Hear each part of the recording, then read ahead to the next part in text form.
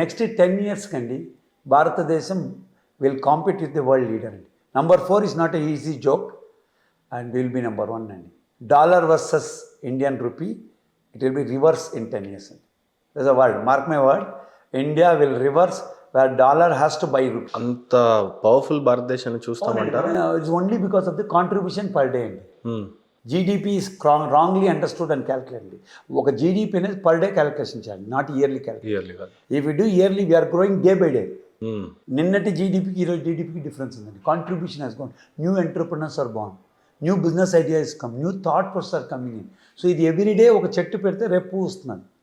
ఇది 10 ఏళ్లకు we're beating every country. But as ఎంటర్ప్రెనర్గా నాకు ఎంత హ్యాపీగా అనిపిస్తుందంటే సార్, నేను పుట్టిన ఈ 30-35 సంవత్సరాల్లో ఇండియా ఎకానమీ గురించి, జీడిపి గురించి, సూపర్ పవర్ గురించి మాట్లాడినట్టు నేను ఎప్పుడు చూడలేదు. కానీ ఈరోజు ఇండియా గ్లోబల్లీ 4th ర్యాంక్ వచ్చింది, ఎకానమీ కాంపిటీషన్లో మనం ఉన్నాము అని మాట్లాడే స్థాయికి వచ్చాము అని అంటే ఏంటి సార్ ఆ ప్రయాణం, ఆ క్రెడిట్ ఎవరికి ఇస్తారు సార్? మన మైండ్ సెట్టే చెప్పాలి సార్.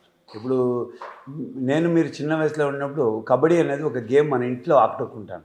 ఇప్పుడు కబడ్డీని ఒలింపిక్ స్పోర్ట్లో చేస్తాను.